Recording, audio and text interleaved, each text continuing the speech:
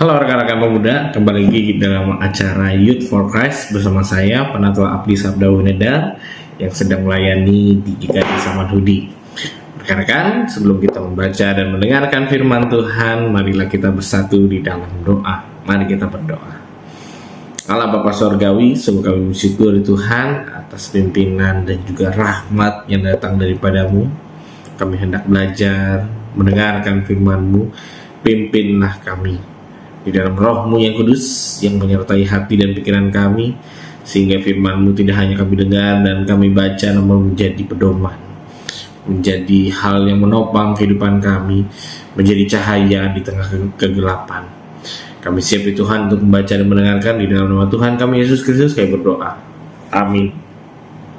Saudara yang terkasih, kita akan membaca firman Tuhan dari Efesus pasal yang keempat ayat 25 sampai dengan 32. Kita akan membaca dari Efesus pasal yang keempat ayat 25 sampai dengan 32. Saya akan bacakan. Karena itu buanglah dusta dan berkatalah benar seorang kepada yang lain, karena kita adalah sesama anggota. Apabila kamu menjadi marah, janganlah berbuat dosa, janganlah matahari terbenam sebelum padam kemarahanmu, dan janganlah beri kesempatan kepada iblis. Orang yang mencuri, janganlah ia mencuri lagi, tetapi baiklah ia bekerja keras dan melakukan pekerjaan yang baik dengan tangannya sendiri, supaya ia dapat membagikan sesuatu kepada orang yang berkekurangan.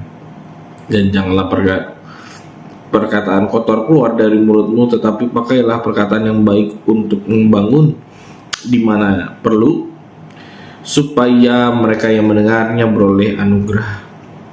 Janganlah mendukakan Roh Kudus Allah yang telah memateraikan kamu menjelang hari penebusan.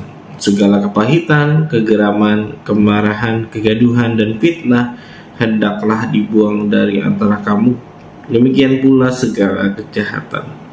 Tetapi hendaklah kamu ramah seorang terhadap yang lain, penuh kasih mesra dan saling mengampuni, sebagaimana Allah di dalam Kristus telah mengampuni kamu.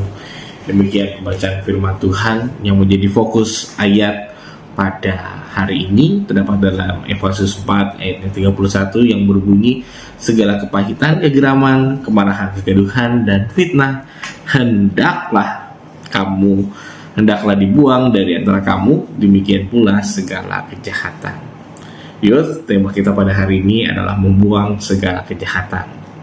Nilai-nilai mata kuliah Yosef ceritanya pada semester ini jelek. Ada 2 mata kuliah yang gagal dan harus diulang. Yosef ceritanya sering bolos untuk 2 mata kuliah itu. Untuk menutupi kesalahannya, ketika ayah Yosef menaikkan nilai semesteran, ia justru berbohong bahwa nilainya belum keluar. Karena ayahnya terus menanyakan kepadanya, Yosef kembali berbohong bahwa ada kerusakan pada jaringan kampus sehingga nilainya belum bisa dilihat. Akhirnya saudara-saudara, Yosef membuat screenshot palsu nilai yang bagus dan mengirimkan kepada ayahnya. Saudara, ketika seorang berbohong 1 kali, kadang-kadang ia harus berbohong lagi demi menguatkan kebohongan yang pertama. Hal ini membuat seseorang semakin menjauh daripada kebenaran. Sebagai orang yang mengenal kehendak Allah, Paulus mengingatkan saudara-saudara kepada setiap kita bahwa agar segala dusta itu dibuang, diganti dengan berkata yang benar satu dengan yang lain. Bukan hanya dusta, perubahan seharusnya terjadi pada seluruh kehidupan kita. Segala hal jahat yang berkaitan dengan kebiasaan lama, seperti perbuatan dosa akibat kemarahan, akibat pencurian, kata-kata kotor, kepahitan, pertikaian, dan fitnah, semuanya harus dibuang.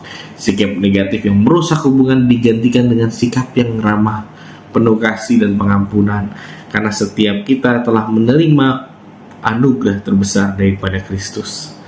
Youth, mungkin dunia mengatakan bahwa berbohong adalah hal yang biasa untuk menyelamatkan kamu, tetapi sebenarnya hal itu justru merusak kepercayaan. Buanglah dusta.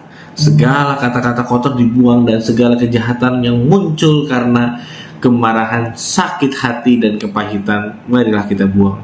Kita diajak untuk menjadi hidup sebagai manusia baru yang hidup kudus dengan kasih, keramahan, dan penuh pengampunan. Amin. Mari kita berdoa. Ya Tuhan, ajarilah kami menjadi pemuda yang penuh kasih, penuh keramahan, menjadi pemuda yang menghindarkan perbuatan-perbuatan lama. Jadikanlah kami Tuhan sebagai anak-anak-Mu yang berpenuh pertobatan, meninggalkan kehidupan yang lama dan menjadi manusia yang baru.